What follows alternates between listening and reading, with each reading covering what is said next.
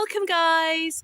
I hope you enjoy listening to our young people as they talk to various guests about hope and how we can have more of it. So some of the sound is a little bit softer, but you can hear it all, I promise you. Enjoy listening. Hi guys, welcome to this online youth event. It's called What is Hope? And we're going to be asking various speakers, what is hope? How do you get it? Does it really exist? Okay, so tonight we have the lovely Lara, who is, how old are you and what do you like for favourite foods? Probably mac and cheese. How old are you? Pardon? How old are you? Oh, 11. Okay, Maddie, come up. How old are you? What's your favourite food? I am 12 and my favourite food is chocolate or strawberries. Oh, chocolate and strawberries. Roshni, come up. How old are you? What's your favourite food? I'm 16 years old and I like apples. Oh, okay. Vicky. I'm 14 years old and my favourite food is pasta bake. Pasta bake. Eva. I'm 15 years old and my favourite food is spaghetti. Spaghetti. What would you have in your spaghetti? Bolognese. Ah.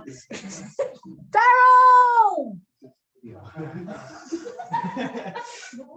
Hi, I'm Daryl. I'm 17 years old and my favorite food is chicken. Yeah, I love chicken. And he's our lovely tech guy. Yeah. And then we have Dave in the house. Come on, Dave. Dave, say hello.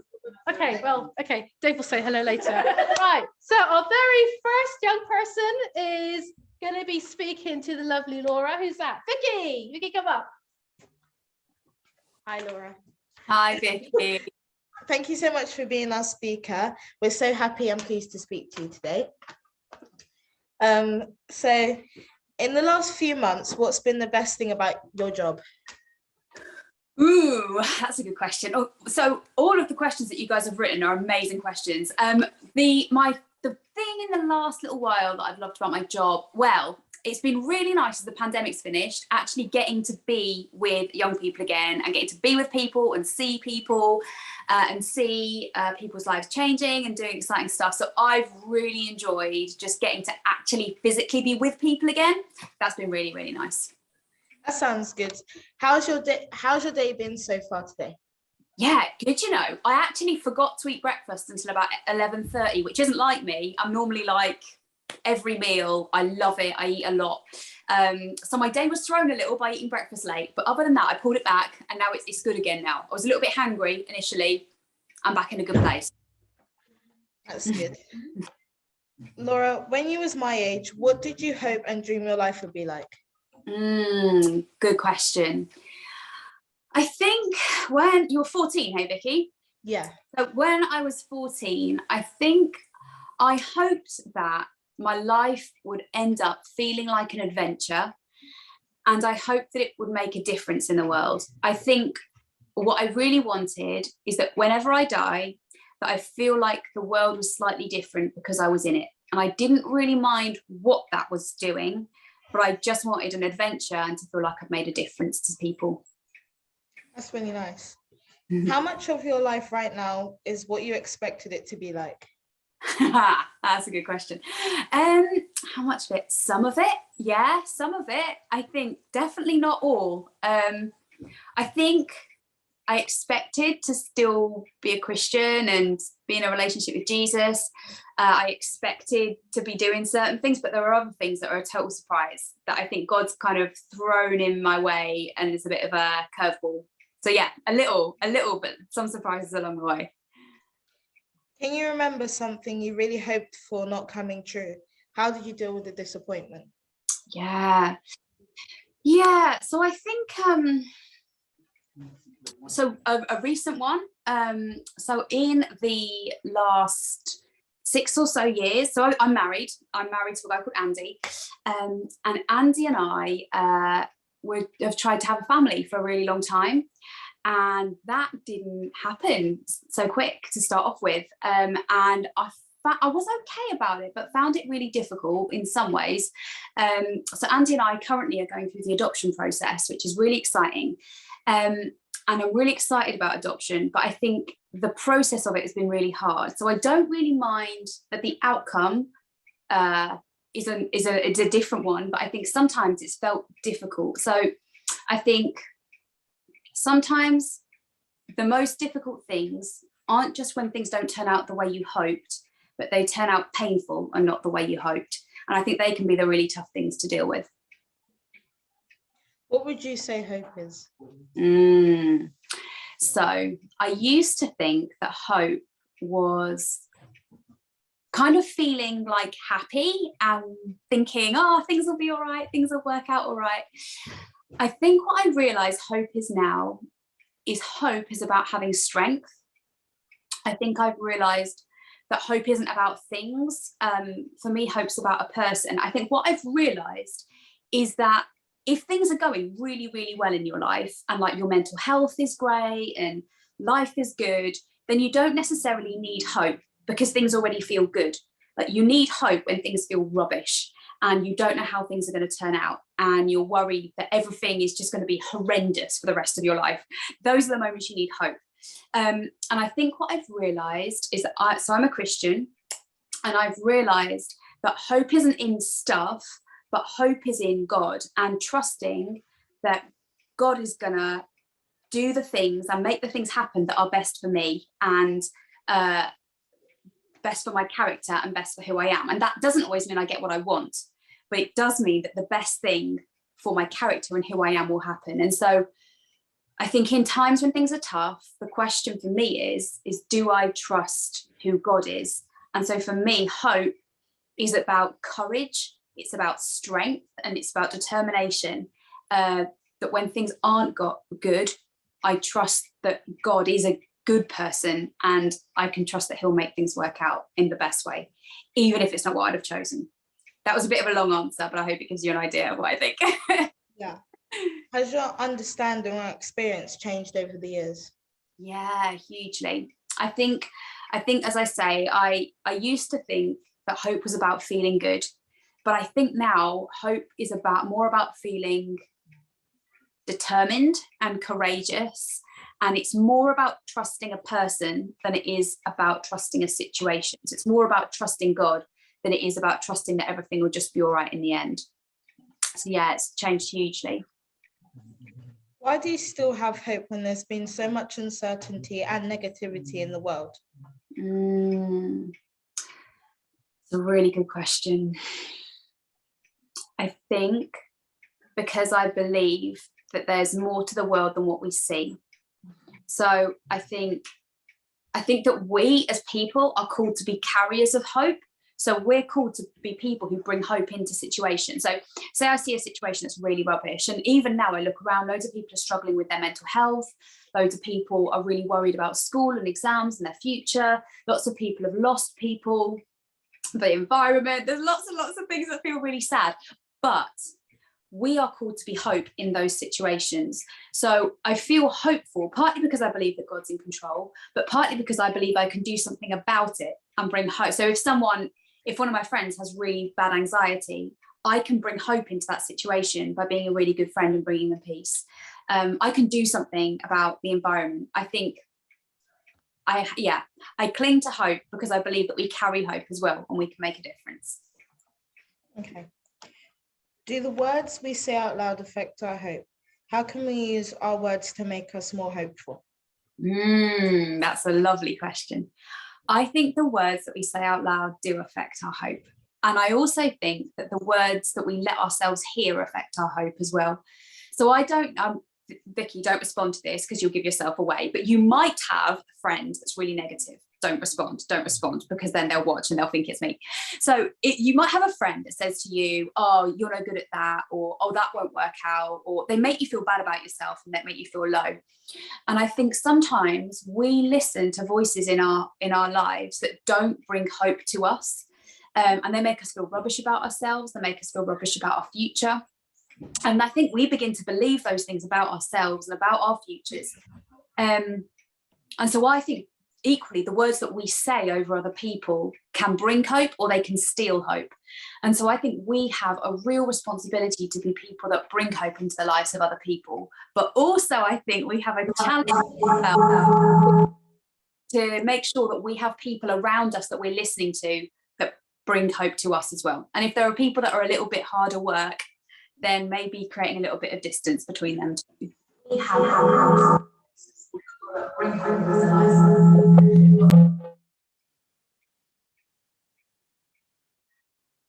think we're just sorting out the noises.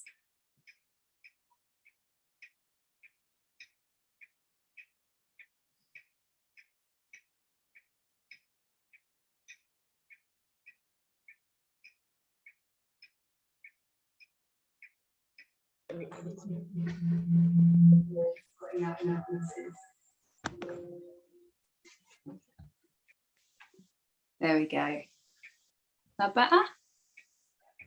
Yeah. Sorry, we had a connection problem. You're fine. How can we use our words? Oh no, sorry. About that. How can I help a friend who's been sick for a long time not to give up on hope so that they can get better? Yeah, that's a great question. So I think there's a few things. I mentioned that we are people that carry hope. So I think we can be people that really intentionally bring hope into the lives of our friends who are sick and who are struggling. I met a girl a couple of weeks ago, and I think she might have been like 20. She's quite young, and she had the bottom of her leg amputated, so cut off, because it had cancer in it. And when I met her that week, they discovered that there's a chance that she's got cancer again, and if she has cancer this time round, then she won't survive it. And there was such a privilege for me and another person to be able to stand and speak to her. And we prayed for her because we were both Christians, and prayed that God would heal her and make her better. But I think being people who listen to people who aren't well, who genuinely love them and care for them, give them space to like really not be okay with us, and process some of that pain. But also I said that I believe hope is a person. So I believe that God brings hope. And so I think praying for people who are sick, praying that God will be with them and give them peace, and helping them to know that God wants to be with them and loves them as well. I think they can be really important things. But I think in those moments, it's really important for the words that we use, like you said before, Vicky, and all of those sorts of things, for us to be people that bring hope into those situations. Thank you for answering our questions. Yeah, we really appreciate you coming to speak today. And yeah, thank you. Absolute pleasure. Hello. Hi. Hi, can you hear me? Yeah. Okay. How are you? Good, thank you. Hi, Vianne. My name's Lara. What would you like us to call you tonight? LB. Okay. Thank you so much for being our speaker. We are so happy to be able to talk to you. I'm happy to be here.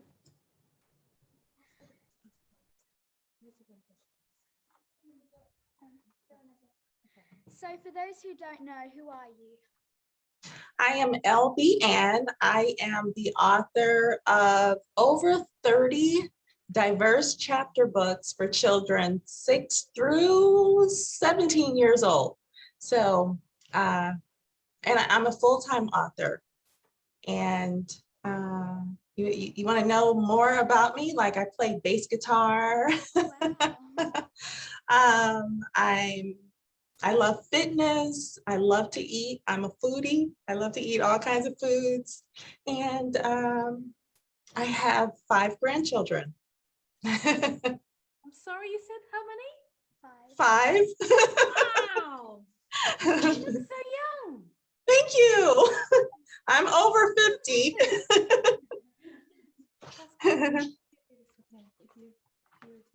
If you're a teenager right now, how do you think you would have coped over the last 2 years with missing so much school, having to stay at home?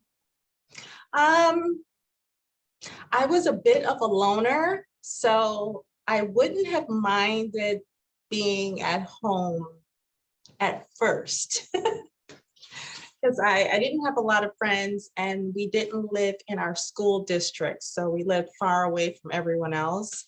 But I think as time went on, I would have missed the interaction with other students. I think it would have been hard. Would you have liked to have spent more time at home, like with your parents? No. My mom was great, but she had a lot of rules. So yeah, I would have preferred to be at school. What would you have done to keep yourself happy? I was a dancer, not well, hip hop dancing. I could really dance, so I would probably would have made up dance routines. I was really good with art, so I would have been drawing a lot. Writing, I was writing back then too. Yeah, and fussing with my brother all the time.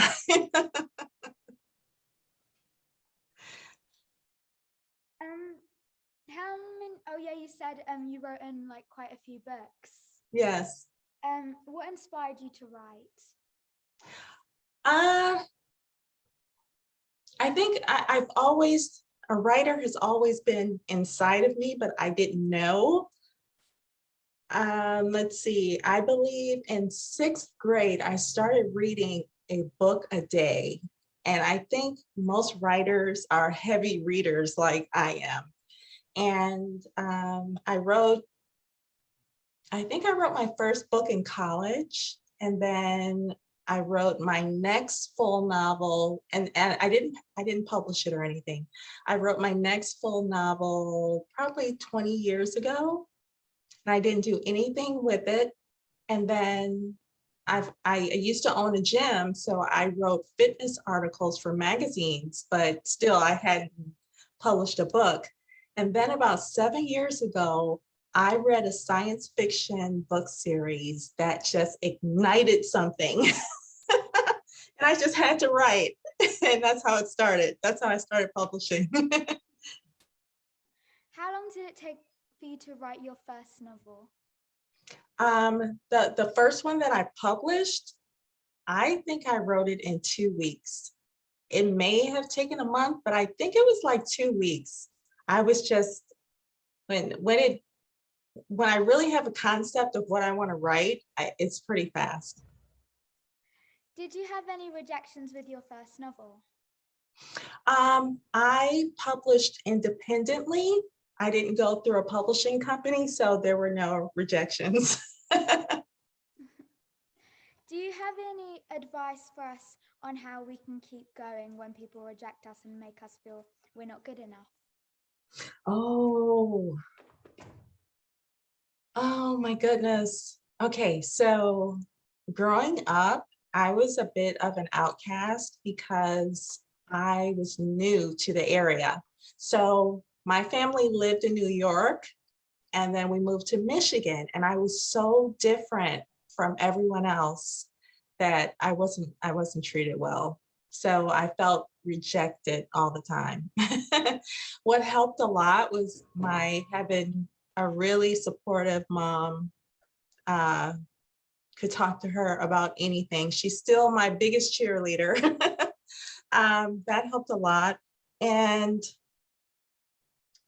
because of the way I was treated, if I saw either the new kid or any kid like in the lunchroom, in the cafeteria, sitting alone, that's the kid I would go and sit with. I always tried to help that kid not feel like they made me feel. So I think that helps too, helping others. I have a question about your book.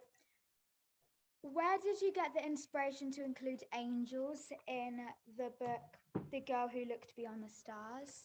Oh, I get this question all the time, and you won't believe this, but my husband, I don't remember what he was talking about, but he said, what if someone saw an angel. And I kind of looked to the side and I thought, that would make a good book. And I ran away from him. I ran to my computer and I started typing, and it just all came together. I just started typing. But the places, the school, those are actual places that the school I went to, where I lived. Yeah. When Mr. Tobias passed away at the hospital, was that him as an angel?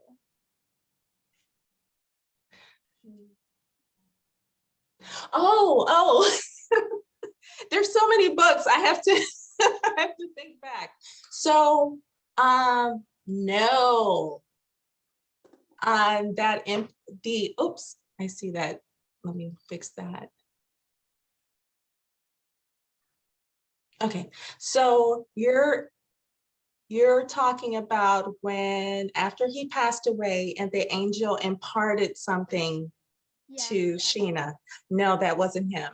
That was an angel just like passing on his gift to her. Yeah. Oh, wow.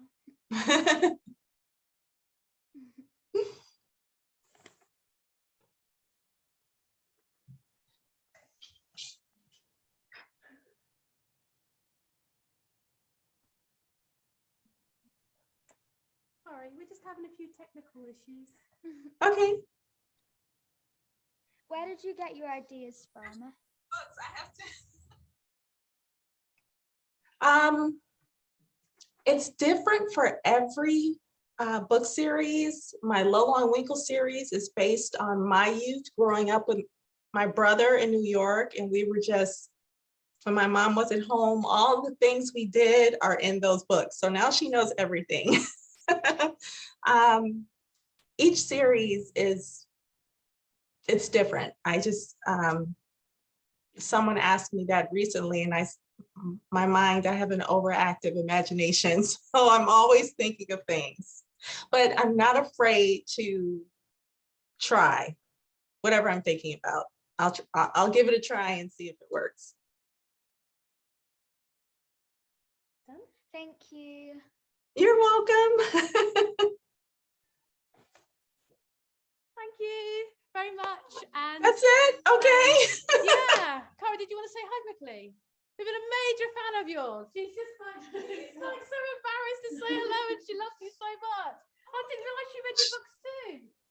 Hi. Hi. What's your name? My name's Cara. I've fed them lots of chocolates and sweets. Sorry about that. It's nice to meet you. Nice to meet you too. Have you read the whole series? No. Okay. Yeah, but I really enjoy your books. They're really nice. Thank you. Thank you. And the Sheena Meyer series, there's about to be a high school spinoff, Sheena Meyer in high school. So thank you for reading them. You're okay. Cool. Thank you so much for your time. You're welcome. And guys, we're going to get ready for the next guest. Thank you. Lovely. All right. If you ever need, enjoy the rest of your day. you ever need me, let me know. Right, now we have Roshni and Andrew. Hello. Andrew. Hi, Roshni. How are you? I'm well, thank you. How are you? I'm good, thank you. How was your week?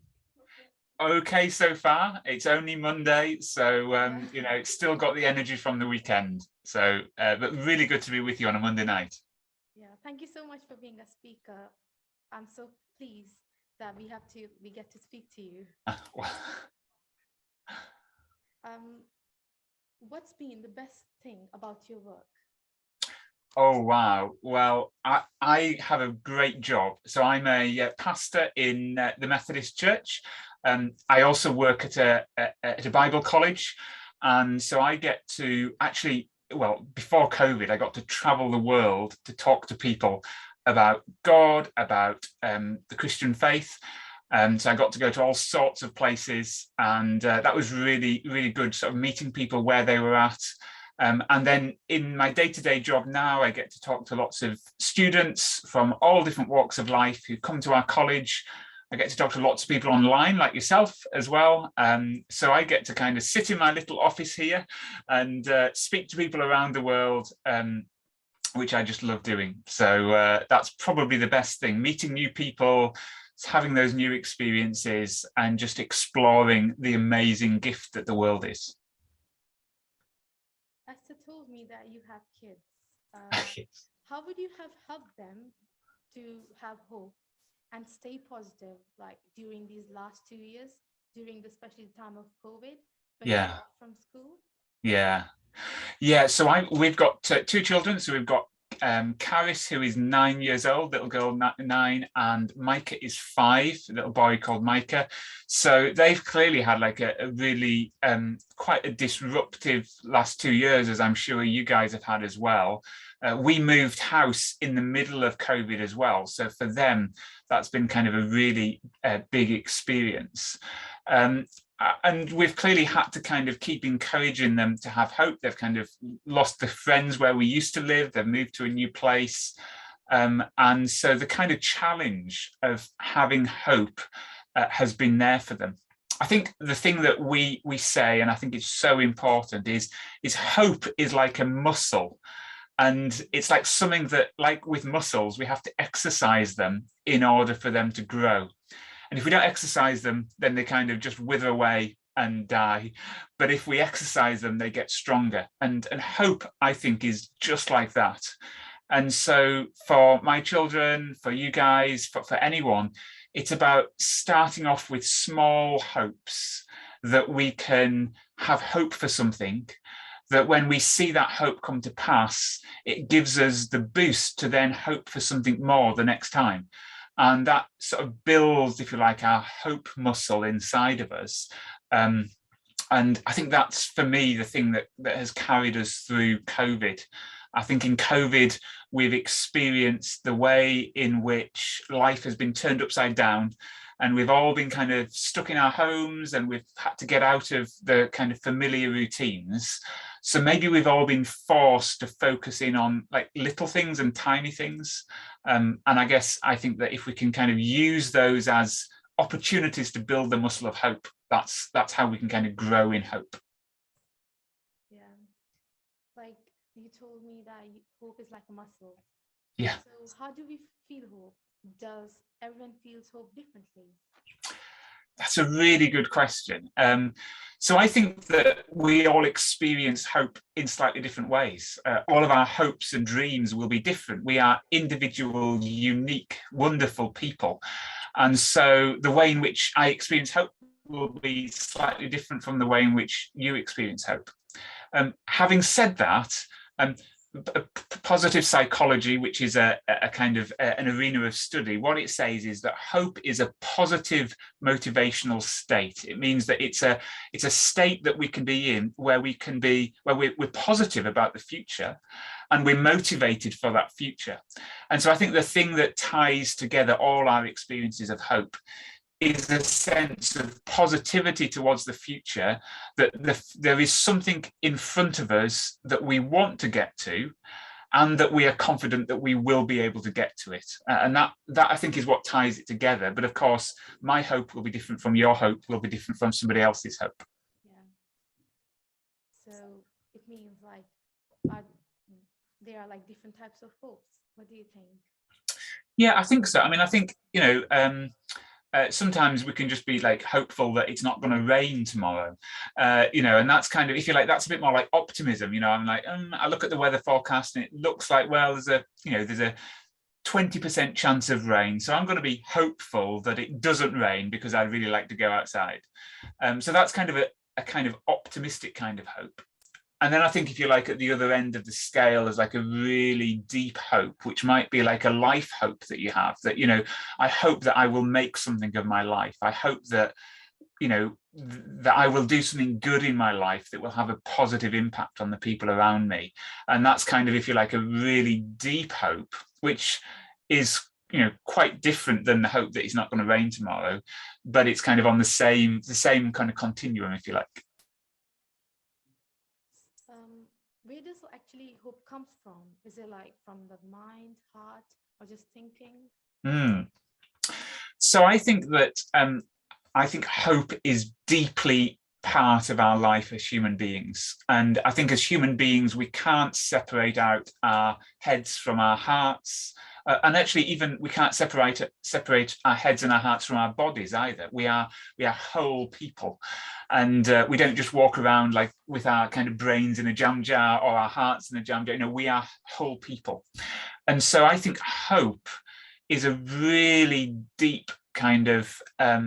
It is an emotion. It's something that we feel, but it's something that integrates us all together. So it impacts what we're thinking. It affects how we're feeling deep in our hearts, but it also impacts our bodies. Often we can tell by how we sit and how we stand and how we walk, whether or not we're feeling hopeful or not. So I think we feel hope deep in our beings, you know, right down in our bones, if you like. And I think that's partly because of how we are as human beings, how we're created, that kind of everything is in everything we do. And so, and sometimes the way in for hope for one person might be through a hopeful thought. For some people, the way into hope might be through, you know, a good experience that kind of develops a nice happy feeling, which helps someone have hope. And for other people, the beginning of hope might be getting out for some exercise in the fresh air, and that kind of physical kind of different circumstance can produce hope. And so I think the way into hope for each of us might be slightly different, but it's all integrated. Thank you. Is that important to believe in God to have hope? Well, I would say that it's possible for everybody to have hope, whether or not they have a belief in God. I think that when we think about the hopes that we have, you know, if hope is about knowing that we've got a good goal and we've got the way to achieve that goal, then everyone can have those kind of hopes. I think I would want to say, and you might expect me to say as a pastor in the church, that actually having God really impacts our ability to have hope as well. Because obviously we've got limited resources in our lives. So what we can hope for is limited by what our resources can do. And one of the things that belief in God does is remind us that we can believe in something that is limitless. God is limitless.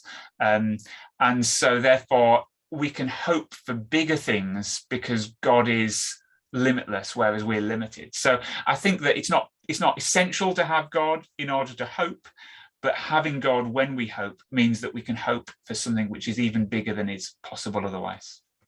Yeah. So what do you think, like, are some people born more hopeful than others? Wow, another good question. I mean, I think that we all have different dispositions. That's kind of, if you like, the way we kind of our stance in the world. And I think that, you know, our personalities and our characters have an impact. And I think some people maybe are naturally just that bit more optimistic about life and find it easier to cling on to the things which are good and the things which are true and the things which are beautiful. But I think that however we might kind of find ourselves, our kind of, as it were, natural stance, how we just kind of generally approach things, because hope is a muscle, all of us are able to kind of work on that. You know, it's the same like, you know, some people seem to find it really easy to go to the gym and work out. I am not one of those people. But actually I can do it if I make myself do it, and I kind of like build up to it, and I kind of do something every day. And I think it's the same with hope. So some people, it might just come more naturally to them, but actually that doesn't mean that we all can't do something that helps us to have hope. Yeah, it's like a catalyst which is needed to start a reaction. Absolutely. Yeah. And that kind of positive, that's why I was saying, you know, the way into hope for different people might be different. You know, for some people it might be the hopeful thought or the hopeful kind of, you know, a suggestion that someone gives you that gives you hope. Or for some people it might be the physical activity. These are some of the catalysts that can kind of start that chain reaction off in you that helps you think, yeah, actually there's something worth fighting for here, and actually the resources are here for me to fight for that and to work for that and to achieve that. Thank you. What do you think does wishing and wanting something specifically can increase hope within us? Yeah, so I think that the kind of wishing and wanting is an interesting one, because of course, on the one hand, if we if we do kind of wish for things and they come true, then it can build our hope. We can be like, oh yes, actually that, that happened. But I think we have to be really careful as well, because obviously I think wishful thinking is not the same as hope. Wishful thinking, I could wish that I could fly, and I know that isn't going to happen without, going in an airplane. But I could hope that I can do something, and that's, that's a slightly different thing. So I think with wishful thinking, we have to be, it reminds us that we have to think about, is the thing that we're hoping for something that's good? Is it something that's appropriate to hope for? If I hope that I'm going to be the best and everybody else around me is going to be the worst, then that's not really a very appropriate thing to hope for, because it's kind of, dismissing everybody else in order to big up myself. If I hope, though, that I and my family and the people around me could all flourish, that's a really good hope. And it's something that it's worth hoping for that, because actually that's something that isn't going to dismiss other people, but it's going to help other people to flourish as well. So I think that as we kind of train ourselves to select appropriate things to hope for things that are good, for things that are going to benefit us and other people, that's where that kind of wishful wanting, that kind of desire can be used in us to kind of inspire us to work towards that which we hope for. Yeah, like not wishing that the questions I have revised will come up in the test. Yeah. I mean, that's an interesting one. I mean, clearly there's a lot of hope there, and we've all been there. I've done that as well. I remember those days. I'm now one of those people who sets exams for other people. So I know all my students want to hope that what they've revised comes up on my tests. But I guess the kind of way beyond tests, it's actually the kind of the more meaningful things to hope for are that we make something of our lives that is going to benefit other people around us, that we make a positive impact in the world, that we flourish and that others flourish. And yeah, I mean, in terms of exams and what we think about exams, I guess we can hope that we give a good account of ourselves in the exam, that actually we are able to express ourselves as we kind of put pens to paper or fingers to keyboards in a way that shows what we do know, even if it's not quite the same as what we'd revised, but we're able still to find ways of expressing ourselves that kind of show how we've grown in knowledge and grown in understanding. That's nice. Like, how do we know when it's time to take action on the hope in which we believe? Yeah. I mean, hopefully you've kind of heard from me that I'm quite a kind of practical person, and I think that hope is no good if it's just wishful thinking. If it's just kind of up in our heads, then it's not really hope, it is just wishful thinking. So hope, I think, should always be embodied. Sometimes we hope by waiting. Waiting is actually a practical action. Sometimes, like, waiting for something, it is actually the kind of positive action that we can take. But beyond waiting, working for something is also a form of hope. So, if you hope that there's flourishing in the world around you, then we take action by working to see that come to pass, by the smiles that we give others, by the conversation that we might start, by the choices that we make. And so I think that hope always needs to be embodied, because, as I said before, it's the integration of our heads and our hearts and our bodies. It's everything together.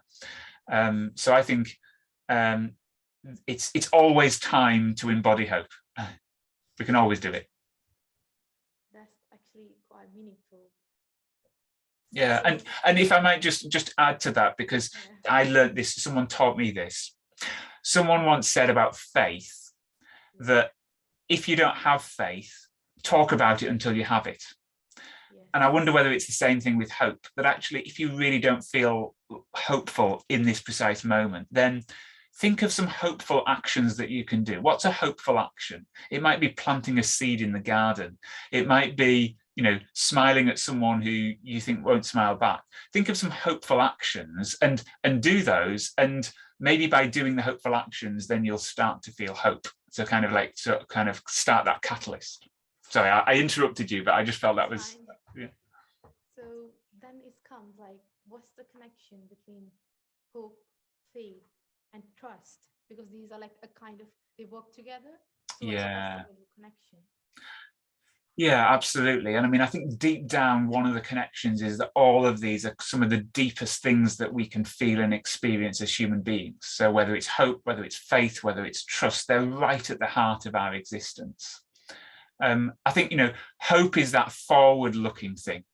Hope looks at the future and kind of has an idea about, well, where are we going within that? Faith is something which is very much kind of rooted in the present. Faith is that in this very moment in time, I am known, I am loved, I am held, I am a person of worth, I am unique. Faith is that, and trust looks backwards. Trust looks back and says, yeah, all of these things have happened, but I trust that none of that is wasted, that somehow it's all going to kind of get incorporated into my life. And so I wonder whether one of the connections there is it helps us to kind of navigate the past, the present, and the future, to have sort of trust that where we've been is not wasted, that where we are now, we have faith that we're in the right place in order that we can have hope for what the next steps will look like. Like, especially during this time of COVID, like, how can I help someone, or like who have specifically lost someone whom they love, to have like hope so that they can cope with it and get through it? Yeah, that's a really tough one, and certainly, in my work as a pastor, that's an experience that I've had often, sitting with people, walking with people who've lost loved ones. Sometimes multiple people within their families. I think one of the things which is really important in that is to encourage others, those who've lost loved ones, to be able to sort of latch on to kind of hold on to those, if you like, the fond memories that they have of the person that they've loved. Not just for kind of as a keepsake, as a memento, but in terms of what impact has that person had on your life, and what will continue in your life because you knew that person and because of the impact that they had on you. And I think that's the beginnings of hope, because at the end of the day, the kind of, in the human family that we're all part of, there's always these chain reactions between us, that, we're having this conversation tonight and you've had an impact on me and I've had an impact on you, and we've heard from other people. And it's the same kind of thing, that when someone passes on, yes, it's appropriate to pause and to mourn and to grieve and to be sad, but it's also appropriate to think, so what impact is there here that I can pick up and take forward, that actually, having sort of, as it were, received the experience of that person as a gift in my life, I'm now able to kind of make a positive difference because of that. And I think that for me is part of that process of coming to terms with the loss of a loved one, and then moving on, not forgetting them, but able to kind of move on with hope that actually the kind of impact is still there. Yeah, thank you so much for coming. I have like really enjoyed talking to you. It's like very appreciated that you took your time and talked with us. Well, it's been lovely. Thank you so much for some wonderful questions.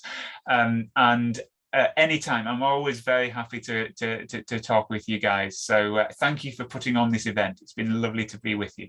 Thank you. It was very inspiring. Bye. Bye now. Yes. We've got the lovely Cara, who's going to be talking to the lovely Demi. Hello. Any second now, you'll see.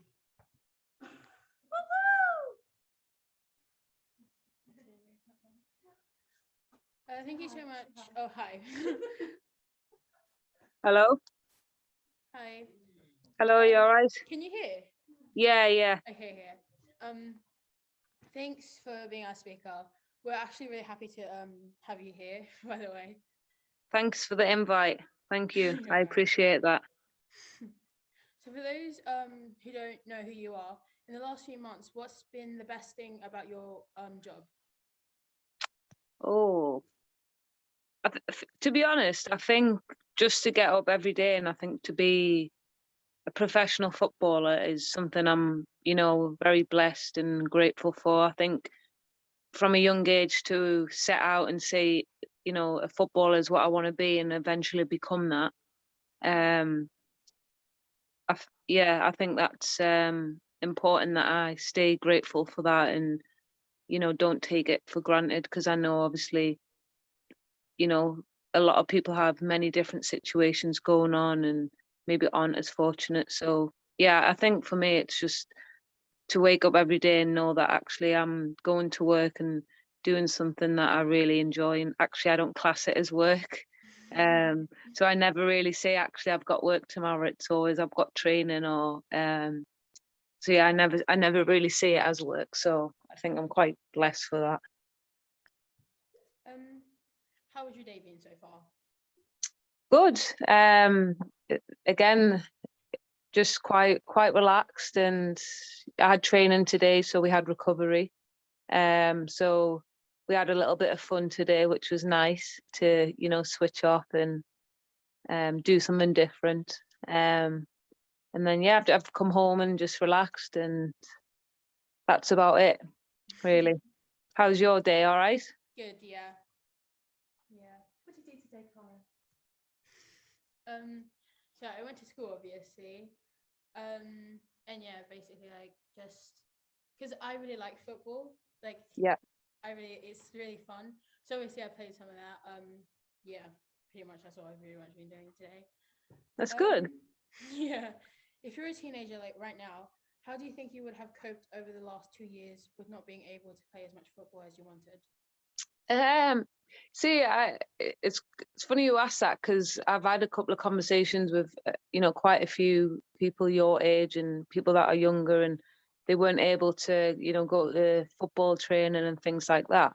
But I think what I was, again, I always look back and I think actually would I change my time when I was a teenager? And for me, we didn't have like a lot of opportunity in terms of, I think I only trained twice a week with my actual team. So a lot of the stuff you had to do by yourself. So it's quite funny. I think I might have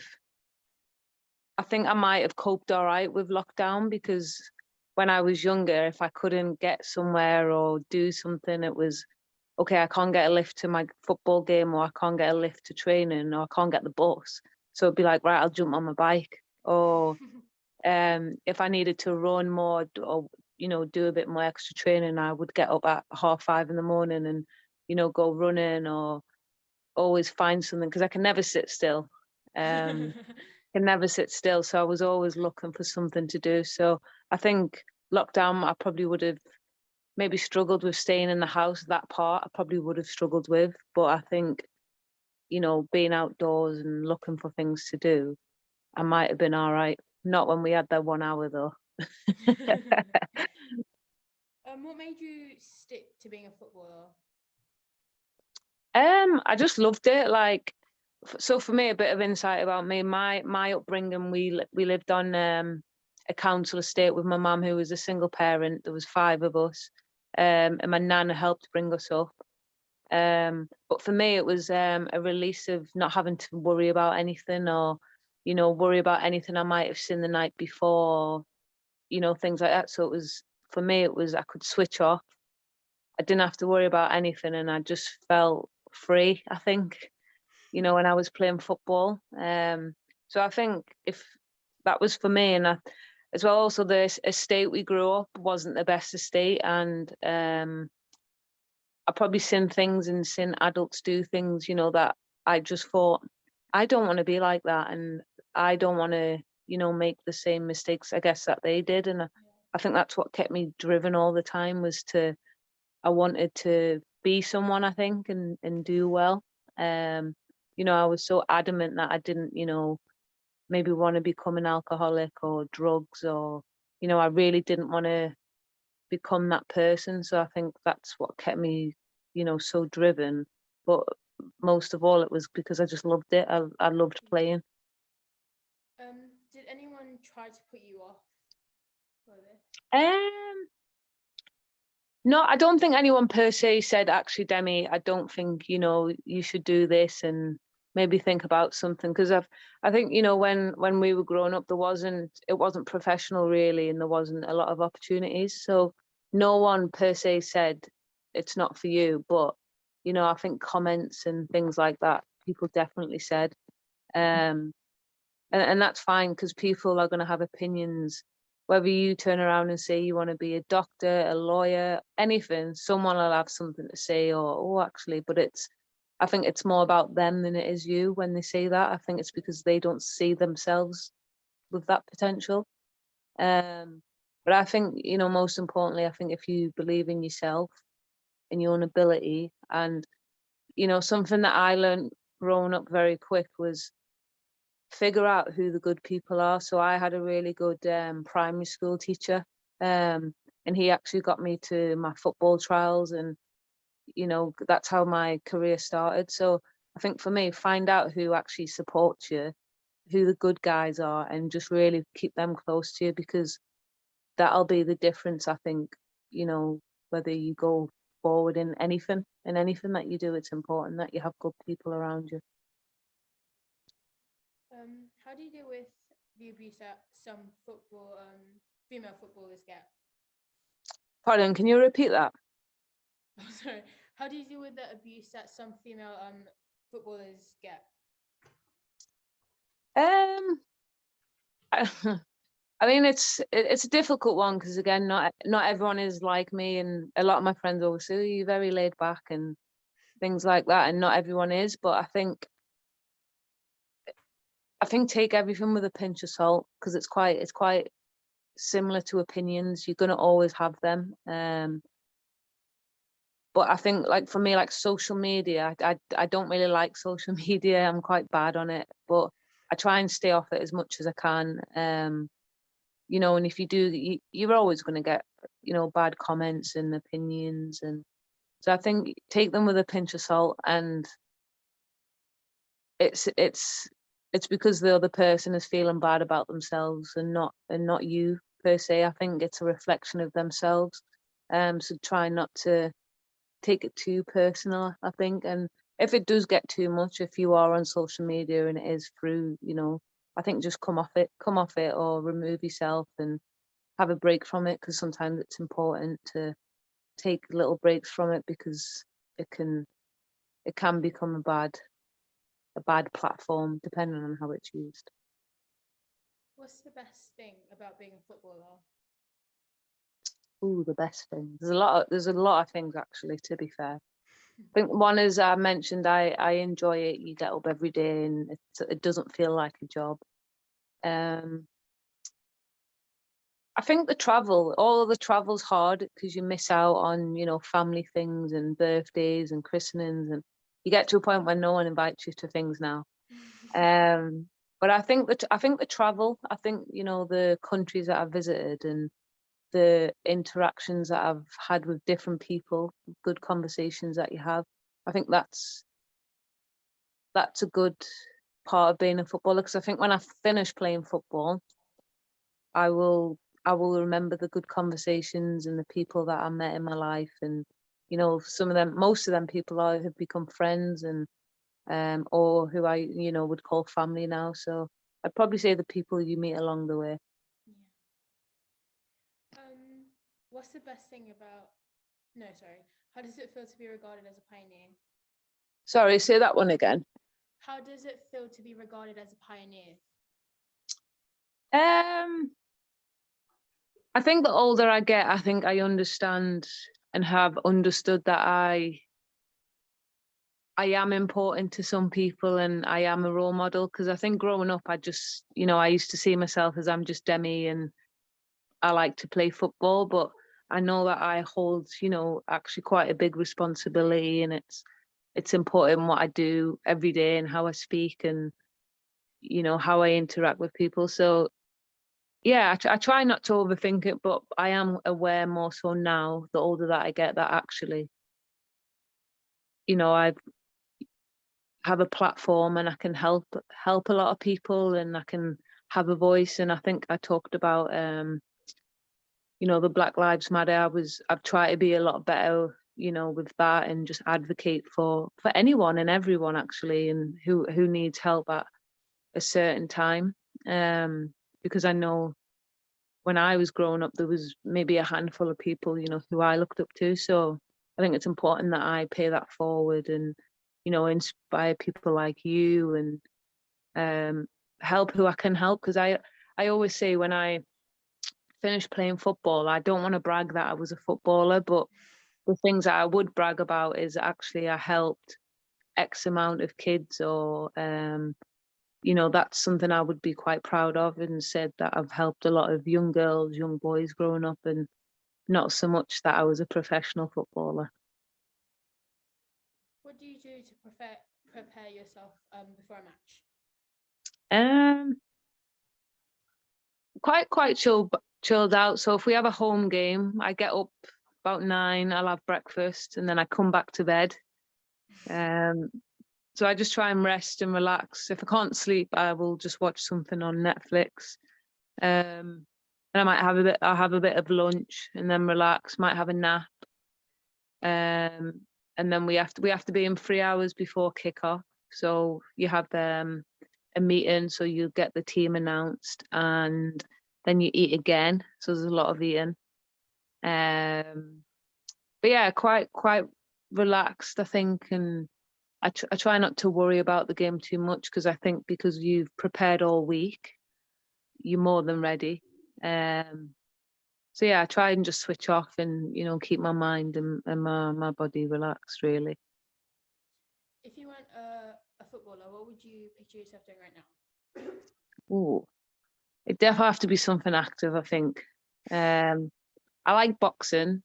I probably have to say maybe a boxer, because I like the discipline challenge that it requires. And I think when you're in a ring by yourself and you have to make your own decisions, and you have to be you have to have controlled aggression, I think that's quite like a strong point. And like, if you can train your mind to be really resilient, so yeah, maybe boxing, I think.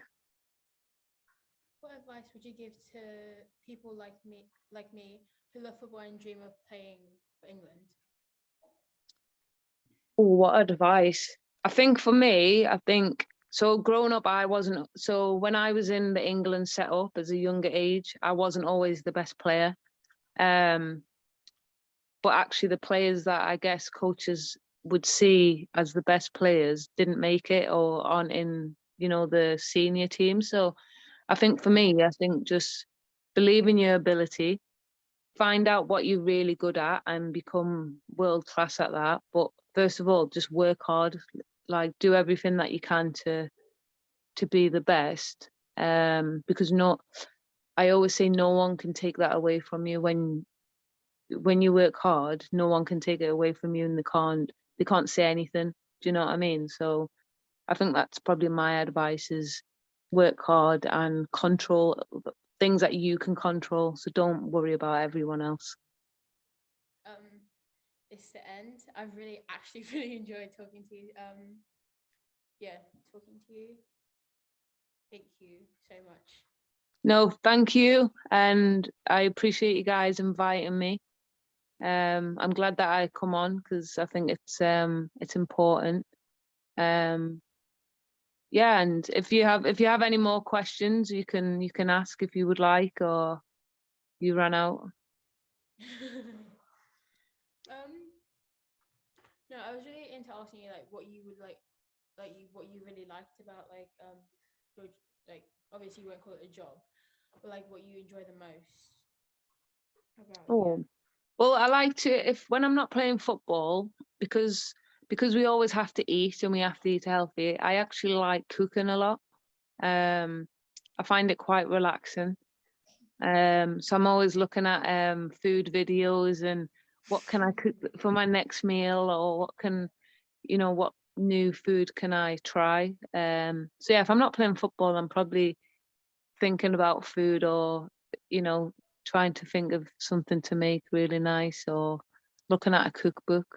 So yeah, I'd probably say I like to do that with my time. And just relax. I think I like to go to sauna, steam room, try and switch off a little bit. Besides from football and boxing, you said, Yeah. Like, what else would you like do as a sport, or like what would you enjoy doing? Because I like running, we have to run. I'd probably say athletics. Athletics is a good sport. I used to do that at school. Mainly because you got a day out as well, which was cool.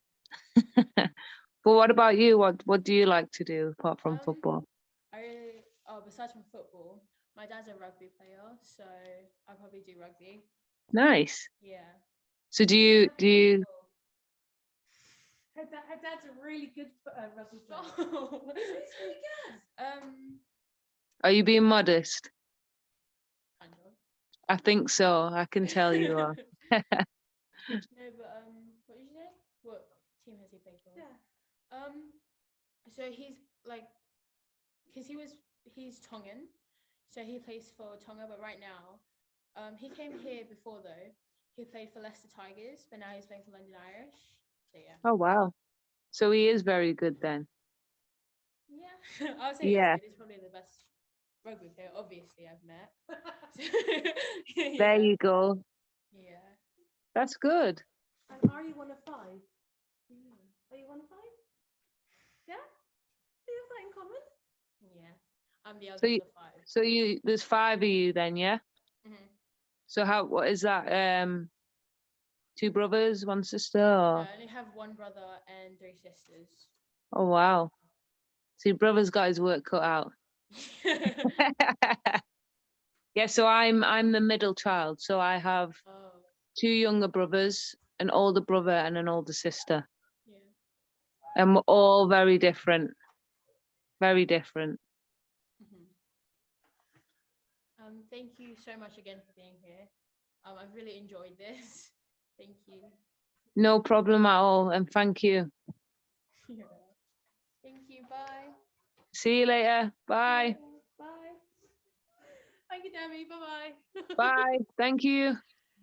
Okay, guys. So next up, we have a quiz, and we have the very, very, very lovely.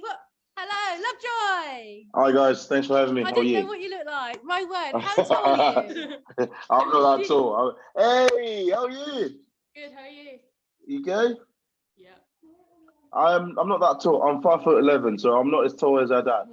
Well, I'm 5'1.5". Oh. So you're taller than I am. She's taller than me, probably. So we are now going to do some. I'm hoping. So our first person is Maddie. Maddie, are you ready? Lovejoy's going to ask. Are you going to do your own timer? You can time me if you want, or I can time. No worries. Either way, I'm happy. Okay, so I'll time it. Either way. Let me get my timer. Yeah, you can time me for me, and so do they know all the rules and everything? How we're going to do this? Hi.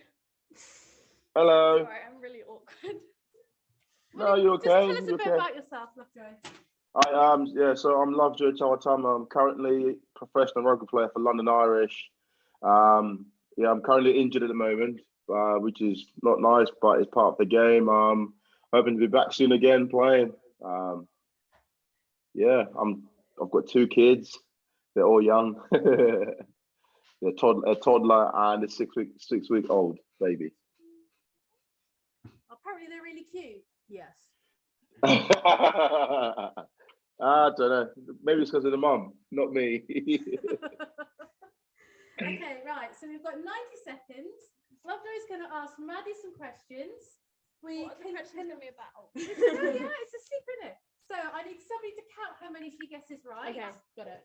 She can say pass. Yeah. As many times as she wants, but like You don't get the point. You don't get the point. It's a bit like heads up. Yeah, right. Well, if we get stuck, don't When you're worry. ready, We can tell always me go to when the you're next ready, question. Start. Yeah, I'm ready to go. Okay, start. How old are you? 12. If you could ditch any subject you're studying, what would you ditch? Maths. What's your favorite color? Pardon? What's your favorite color? Purple. What's 17 plus 17? Pass. How many vowels are in your first and last name? 3. Okay, next question. If you could have any superpower, what would it be? Invisibility. Name 5 things you can eat beginning with S. Snakes.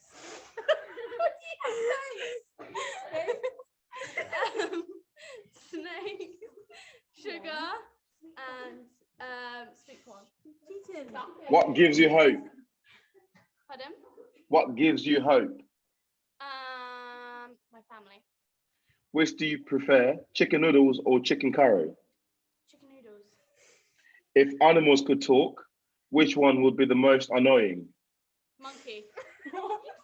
If you had to give up either cheese or chocolate for a year, which one would it be? Chocolate. What's the best thing about the internet? It helps me with maths. How many chickens are needed to balance the weight of one adult elephant? 150. What do you wish you had more? Friends. What's the worst name you could give a pet dog? Pebbles. What's the best movie you've ever seen? Spider-Man, No Way Home. Where would you like to be living in 10 years' time? Hawaii. Last question. If someone wanted to be your apprentice, what would you teach them? Being a great actor. I don't know. Cool. Thank Well you. done. Right, Lovejoy, she has to eat. She's got 30 seconds to eat all the sweets in here. Ready? Okay. Are you Hang on, timing? sorry. Are you timing? She's got 30 seconds. Yeah. Okay, ready? Ready. Let's go. Seriously. 30 seconds, hurry up. Why would you give her the packaging? It's hard to open. There's other things in there that doesn't Yeah, Maggie. I'll have to go that. Open the other one, sorry, Maggie. I hate it. What are they? They're jelly beans. Yeah. They're fire jelly beans. Oh! Sorry. You can't help her, Esther. Well, I just like that for us. Okay, 5, 4, 3, 2, 1. Wow. So, okay, you only didn't eat 3. That's okay. 4. How many were in the pack? You can get spit out if you want. Okay, right. Our lovely tech guy, Daryl. Who's next? So we've got either Josh. Okay, just pick one. Pick one. Oh my goodness, why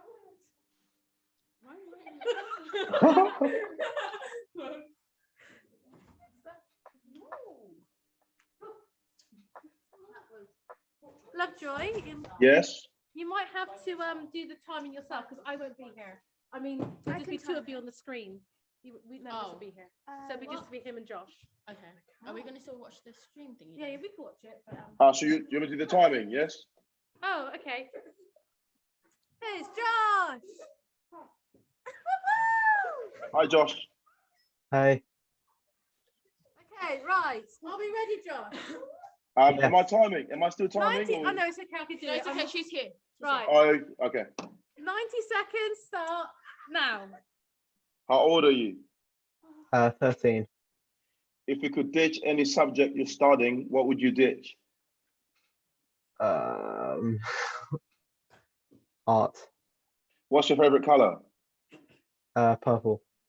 What's 17 plus 17? 34. How many vowels are in your first and last name? Sorry. How many vowels are in your first and last name? 3. If you could have a superpower, what would it be? Oh, sorry. 4. If you could, yeah. If you could have any superpower, what would it be? Invisibility. Name 5 things you can eat beginning with an S.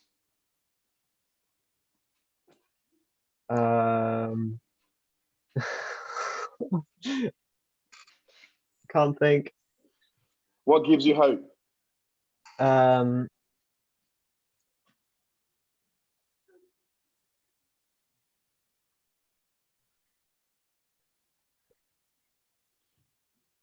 question. I'll Next think right question. now. Which do you prefer, chicken noodles or chicken curry? Chicken curry. If animals could talk, which one would be the most annoying? Not sure. If you had to give up either cheese or chocolate for a year, which one would it be? Cheese. What's the best thing about the internet? YouTube. How many chickens are needed to balance the weight of one adult elephant? 2000. What do you wish you had more?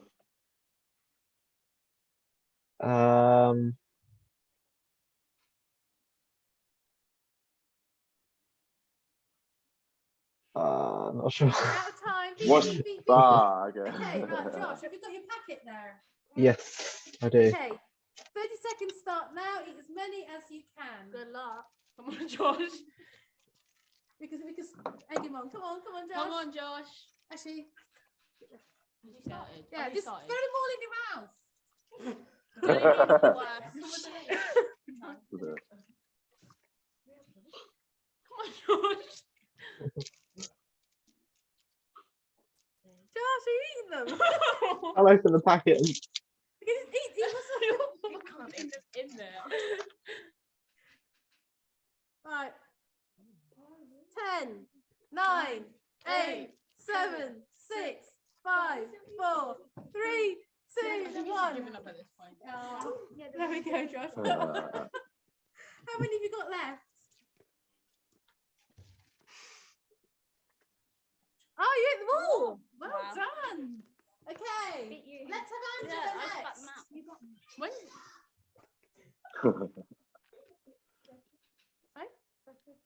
Yeah, let's go. Bye, Josh. Bye, Josh.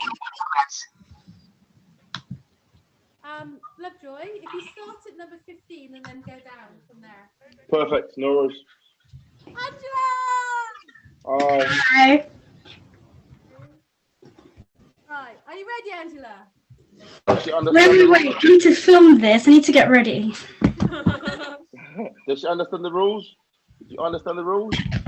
So, what's the rules? So if you get stuck, you can just pass and go to the next question. So you have 90 seconds to answer every question, but you don't have to. If you don't know the answer, you can just go to the next one. Okay, do I not eat the sweets or something, or do I do it after? Afterwards. Afterwards. Okay, So you okay. have 30 seconds for that. 2, 1, go. What's the worst name you could give to a pet dog? Paper. What's the best movie you've ever seen? Frozen. Where would you like to be living in 10 years' time? America. If someone wanted to be your apprentice, what would you teach them? I don't know. I don't know. Pass. What's your favorite crisp flavor? I didn't hear that. What's your favorite crisp flavor? Oh, salt and vinegar. If you could go back in time, where and when would you go back to? To Jesus's era. Hum your favorite song.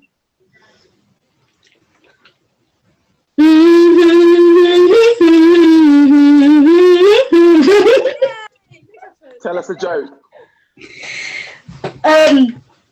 Why was Jesus banned from the jewelry store? Because he broke all the chains. Oh my god. Who's the messiest person you know? My brother. What's the dumbest way you've injured yourself? I fell off my bike. If you're to cook me dinner, what would you cook? Chili con carne.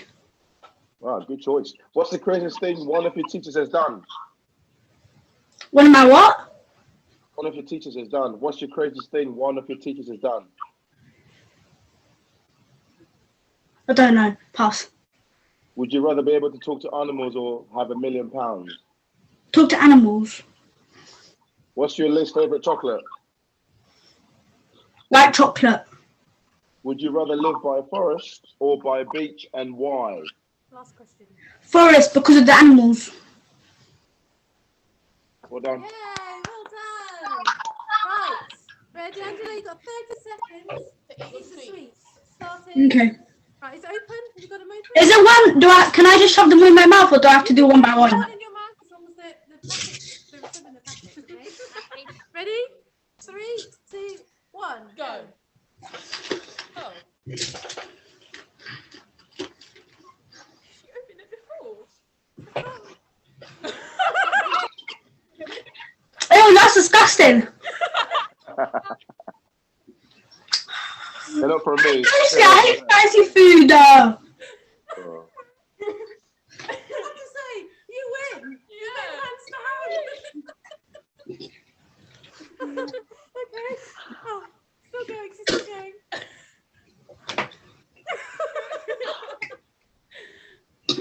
You literally have 4 seconds left. Is she crying? Okay, well done. Your 30 seconds is up.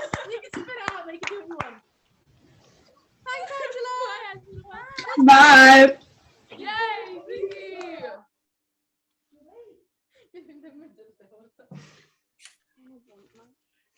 You said it was disgusting. Oh, no. Sorry. Is it? No, they're actually hot. They're cinnamon. Oh. They're cinnamon. I thought they were hot ones. The cinnamon is hot. Exactly. I hate cinnamon. Oh.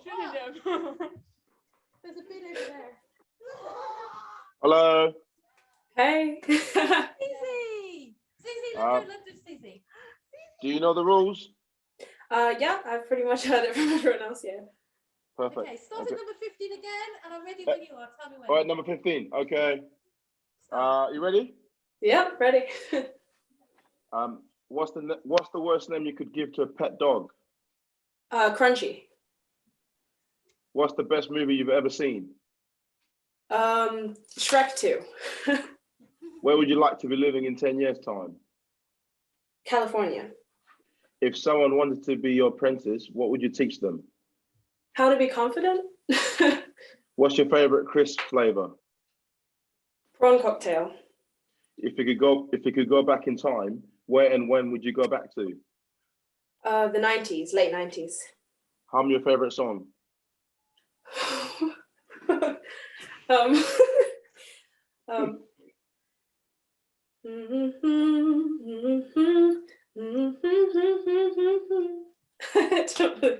Tell us a joke. Why did the chicken cross the road to get to the other side? I couldn't think of it. Who's the messiest person you know? Myself. What's the dumbest way you've injured yourself? I got hit by a bike. If you had to cook me dinner, what would you cook? Lasagna. What's the craziest thing one of your teachers has done? A teacher threw a chair at a student once. Oh wow.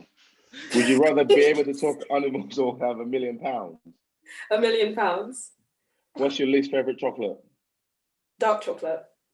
Would you rather live by a forest or by the beach, and why? The beach, because I find it more beautiful and I like the ocean. How old are you? 15. If you could ditch any subject you're studying, what would you ditch? Chemistry. What's your favorite color? Sorry. Pink. What's 17 plus 17? 34. That's it. Well done. Oh, that's it. Well done. You need to eat your sweet. Right, Susie, ready? 30 seconds. Oh, wait. Where's your sweet? Do I have to eat these still? Yeah, Okay. yeah. In 30 seconds. Start now. Go. I'm eating them right now. You already ate them. Oh, that's so grim. Come on, Susie. Oh, that's disgusting. Angela shoved it all in her mouth in one go. And she said the same thing that you said. Well, she's going for it. Susie's matching her. 10 seconds. Esther asked you if you got run over by Angela. 2 seconds.